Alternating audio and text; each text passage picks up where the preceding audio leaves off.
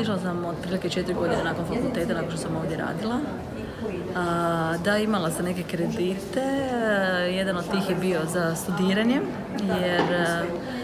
ali taj kredit je bio običan potrošački kredit. Nažalost, Hrvatska država apsolutno ne daje nikakve kredite za studiranje, dok moji svi kolege gore su najnormalnije dobivali kredite po 0, nešto ili 1% kredita.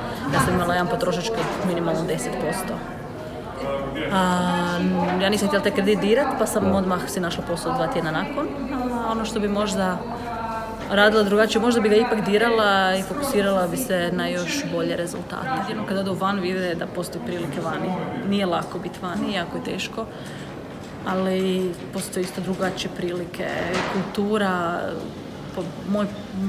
moja impresija Hrvatske da u zadnjih godina bude da je sve više konzervativnija, sve više manje otvorena, neke teme koje su apsolutno nepotrebne u društvu se spominju, a neke druge teme za koje bi čovjek trebao biti otvoren se ne otvaraju, su tabu teme. Konkretnije? Pa evo, na primjer, Hrvatska je vrlo zatvorena po pitanju seksualne orijentacije. Ja ne znam što će moja djeca jednog dana biti, nitko od nas ne zna.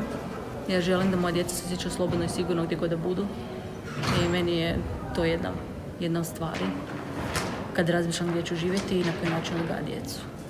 Dakle, oni moraju imati širinu, perspektivu, svijet je globalan, više ne postoji Hrvatska ili to su samo birokratske sitnice. Mladima bi apsolutno savjetovala da idu van, da stječu nova iskustva i da budu što nezavisniji od nekakvih sistema i da prenose sve dobre stvari koje nauče i da